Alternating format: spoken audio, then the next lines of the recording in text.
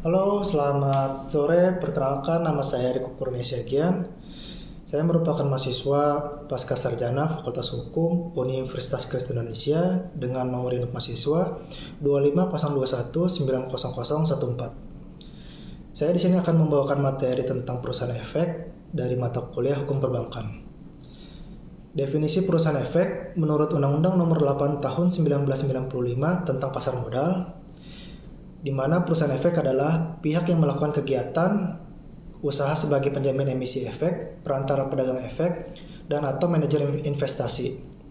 Perusahaan efek yang dapat disebut juga perusahaan sekuritas ini merupakan perusahaan yang telah mendapatkan izin usaha untuk menjalankan satu atau beberapa kegiatan usaha, yang dimana perusahaan efek merupakan pihak yang membawa emiten masuk ke dalam pasar modal, memasarkan efek yang dikeluarkan, dan setelah dana terkumpul oleh emiten, perusahaan efek akan beralih dan berperan memberikan jasa-jasanya kepada masyarakat investor dengan memberikan perantaranya dalam perdagangan efek.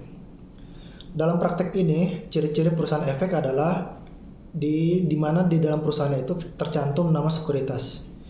Contohnya adalah PT Mandiri Sekuritas, PT BNI Sekuritas, dan lain-lain.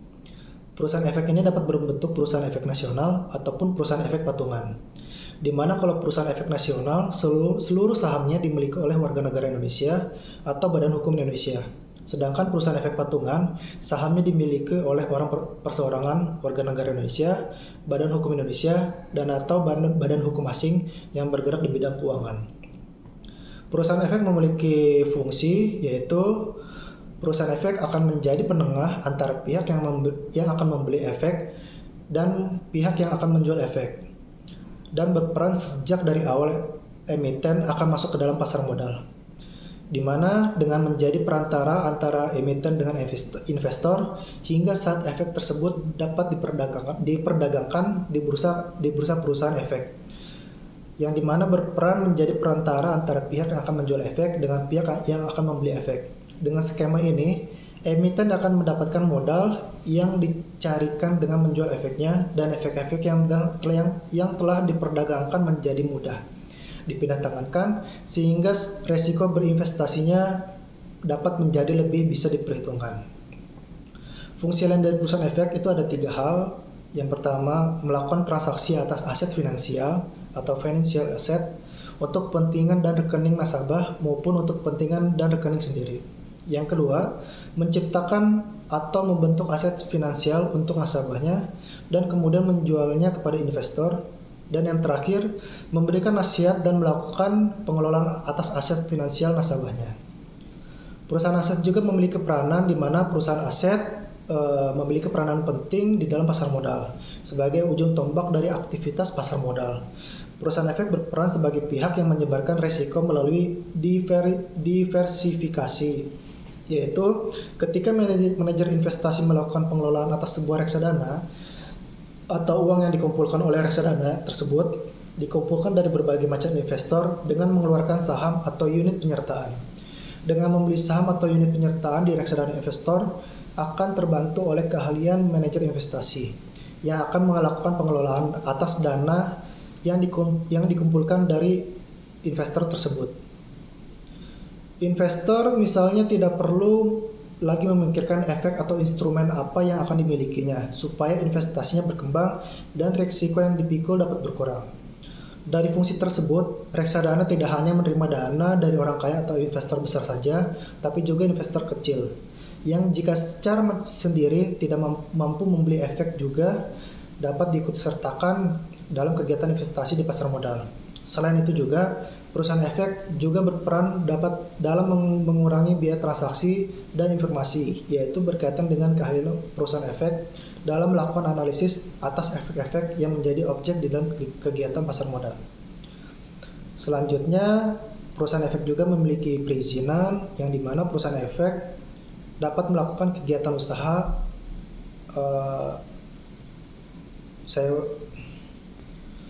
Kemudian yang terakhir, perizinan, di mana perusahaan efek yang dapat melakukan kegiatan usahanya adalah perseroan yang telah memperoleh izin usaha atas dari Bapepam. Pengaturan mengenai perizinan perusahaan efek terdapat di dalam Peraturan Pemerintah Nomor 45 Tahun 1995 tentang penyelenggaraan di bidang pasar modal. Khususnya mengenai perusahaan efek diatur di Peraturan Pemerintah tersebut dalam bab 4 mulai dari pasal 31 sampai 37. Permohonan untuk izin usaha perusahaan efek memerlukan dokumen-dokumen tertentu yang harus diajukan kepada Bapepam, yaitu Akta Pendirian Perseroan yang telah disahkan oleh Menteri Kehakiman, nomor pokok wajib perseroan, daftar nama direktur dan tenaga ahli yang memiliki izin orang perseorangan sebagai wakil perusahaan efek dari Bapepam, dan dokumen-dokumen pendukung lainnya. Setelah dokumen-dokumen tersebut terkumpul dan diserahkan kepada Bapepam sesuai dengan ketentuan pasal 59 ayat 1 Peraturan Pemerintah Nomor 45 Tahun 1995, dalam waktu 45 hari sejak dokumen diterima, Bapepam harus mengeluarkan persetujuan atau penolakan atas permohonan tersebut. Selain itu juga ada beberapa syarat yang harus dipenuhi untuk mendapatkan izin sebagai perusahaan efek, yaitu berbentuk perusahaan terbatas, dan yang kedua permodalan. Dalam hal ini, yang pertama, modal minimum yang disyaratkan bagi perusahaan nasional ditentukan oleh jenis kegiatan yang dilaksanakan perusahaan tersebut. Yang pertama, sebagai penjamin efek serta perantara perdagang efek harus memiliki modal yang disetor sekurang-kurangnya 10 miliar dan modal kerja bersih disesuaikan sekurang-kurangnya 500 juta. Yang kedua, sebagai perantara perdagangan efek harus memiliki modal disetor kurang-kurangnya 500 juta dan memiliki modal kerja bersih disesuaikan sekurang-kurangnya 200 juta. Dan yang terakhir, sebagai manajer investasi harus memiliki sekurang-kurangnya modal disetor 500 juta dan modal kerja bersih sekitar 200 juta. Kemudian yang kedua, persyaratan untuk perusahaan efek patungan sebagai berikut. Ada tiga hal. Yang pertama, sebagai penjamin efek serta perantara pedagang efek harus memiliki modal disetor sekurang-kurangnya 10 miliar dan modal kerja bersih di sekurang-kurangnya 500 juta. Yang kedua, sebagai perantara pedagang efek harus memiliki modal disetor sekurang-kurangnya 500 juta dan memiliki modal kerja bersih sekurang-kurangnya 200 juta. Dan yang terakhir, sebagai manajer investasi harus memiliki sekurang-kurangnya modal disetor 500 juta dan 200 juta. Dan yang terakhir, perusahaan efek yang menjalankan sekaligus 3 kegiatan harus memenuhi permodalan sebagai berikut. Yang pertama, sebagai penjamin efek serta perantara pedagang efek harus memiliki modal disetor sekurang-kurangnya 10 miliar dan modal kerja bersih disesuaikan sekurang-kurangnya 500 juta. Dan yang kedua, sebagai perantara pedagang efek harus memiliki modal disetor sekurang-kurangnya 500 juta dan memiliki modal kerja bersih disesuaikan sekurang-kurangnya 200 juta. Kemudian perusahaan efek itu juga memiliki kegiatan perusahaan efek. Yang pertama, sebagai penjamin efek, yang kedua perantara pedagang efek, dan yang terakhir manajer investasi. Penjamin emisi efek adalah pihak yang membuat kontrak emiten untuk melakukan penawaran umum bagi kepentingan emiten dengan atau tanpa kewajiban untuk membeli sisa efek yang tidak terjual. Dan yang kedua, perantara pedagang efek atau broker dealer adalah pihak yang melakukan kegiatan usaha jual beli efek untuk kepentingan diri sendiri atau pihak lain. Dan yang terakhir, manajer investasi, yaitu pihak yang usahanya mengelola portofolio efek untuk para nasabah atau mengelola portofolio investasi kolektif untuk sekelompok nasabah, kecuali perusahaan asuransi, dana pensiun, dan bank yang melakukan sendiri kegiatan usahanya berdasarkan peraturan perundang-undangan yang berlaku. Peran dari penjamin emisi adalah peran perusahaan efek yang melakukan penjamin emisi bagi emiten, yaitu perusahaan yang ingin mendapatkan dana dari calon-calon investor dari masyarakat luas. Penjamin emisi ini membuat kontrak emiten untuk melakukan penawaran umum bagi kepentingan emiten dan atau tanpa kewajiban untuk membeli sisa efek yang tidak terjual.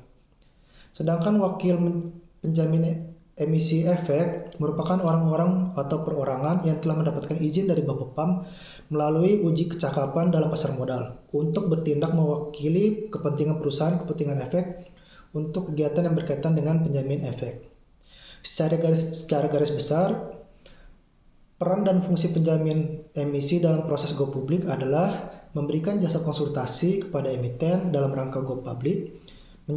Penjamin emisi merupakan mitra dalam membuat perencanaan, pelaksanaan, serta pengendalian proses emisi, mulai dari mempersiapkan dokumen emisi sampai memperjualkan efek di pasar perdana. Seperti yang telah dijelaskan di atas, bahwa dalam melakukan emisi efek selalu melibatkan lembaga-lembaga penunjang pasar modal yang menjalankan perannya sesuai dengan fungsinya masing-masing. Dalam hal ini, pelaksanaan emisi efek penjamin emisi memiliki peran yang sangat menentukan keberhasilan emisi, terutama dalam melakukan pemasaran dan penjualan suatu efek. Pentingnya fungsi underwriter tersebut disebabkan alasan-alasan sebagai berikut. Ada 6 alasan. Yang pertama, membantu emiten mempersiapkan persyaratan pendaftaran berikut dokumen pendukungnya. Yang kedua, memberikan konsultasi di bidang keuangan. Yang ketiga, melakukan penjaminan efek yang diemisikan. Yang keempat, melakukan evaluasi terhadap kondisi perusahaan. Yang kelima, menentukan harga saham bersama-sama dengan emiten. Dan yang terakhir, sebagai pembentuk pasar di bursa paralel. Yang kedua, ada perantara pedagang efek, di mana perantara pedagang efek merupakan pihak yang melakukan kegiatan usaha jual beli efek untuk kepentingan sendiri atau kepentingan pihak lain. Perantara pedagang efek berperan penting agar pasar modal memiliki fungsi, di mana perantara pedagang efek sebagai salah satu pihak yang terkait dengan pasar modal. Kemudian selanjutnya ada wakil perdagangan efek, adalah orang-orang yang telah mendapatkan izin Bapepam dan LK untuk bertugas mewakili kepentingan perusahaan efek dalam melaksanakan perdagangan efek. Dalam hal perantara atau pialang yang baik, investor sebaiknya mempertimbangkan hal-hal sebagai berikut. Yang pertama, kejujuran pialang dalam bertugas kepentingan pemodal. Yang kedua, mempunyai standar profesionalisme yang tinggi. Yang ketiga, melaksanakan pekerjaan dipenuhi dengan dedikasi yang serius. Yang keempat, mendahului kepentingan nasabah. Yang kelima, menjaga ketat kerahasiaan nasabah. Yang keenam, berhati-hati atas kebenaran informasi yang diberikan. Yang ketujuh, mentaati hukum yang berlaku. Yang kedelapan, tidak mengambil kesempatan yang dapat merugikan nasabah. Yang kesembilan, tidak akan melakukan tindakan yang mengakibatkan nama nasabah buruk. Yang kesepuluh, para anggota saling bekerja sama demi kepentingan bersama. Dan yang terakhir, memberikan advice atau penjelasan kepada investor beserta alasan-alasan dan analisis risiko yang tinggi. Kemudian ada manajer investasi, di mana manajer investasi merupakan pihak yang kegiatan usahanya mengelola portofolio atau kumpulan efek yang dimiliki orang-orang perorangan, usaha bersama, asosiasi atau kelompok yang terorganisasi untuk para investor, atau mengelola portofolio investasi kolektif untuk sekelompok investor, kecuali perusahaan asuransi dana pensiun dan bank yang melakukan sendiri kegiatan usahanya berdasarkan peraturan perundang-undangan. Dan yang kedua, ada peraturan Bapepam dan LK. Perusahaan efek di Indonesia harus berbentuk perseroan terbatas sebagaimana telah diatur dalam Undang-Undang Nomor 40 Tahun 2007 tentang perseroan terbatas. Hal ini ditegaskan juga dalam angka 1 huruf A peraturan Bapepam dan LK tentang perizinan perusahaan efek, yang menyatakan pihak yang dapat melakukan kegiatan usaha sebagai perusahaan efek adalah perseroan yang telah memperoleh izin usaha dari Bapepam dan LK.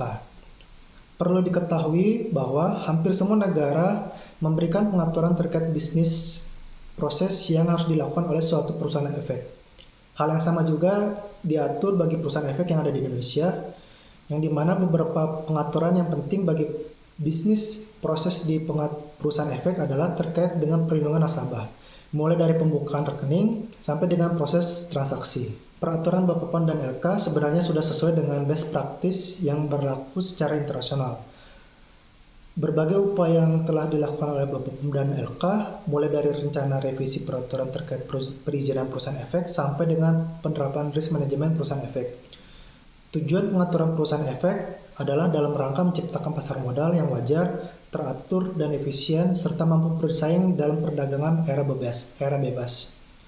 Saat ini permodalan perusahaan efek yang menjalankan kegiatan sebagai penjamin efek yang mengadministrasikan rekening efek nasabah wajib memiliki modal di setor paling sedikit sebesar 30 miliar rupiah.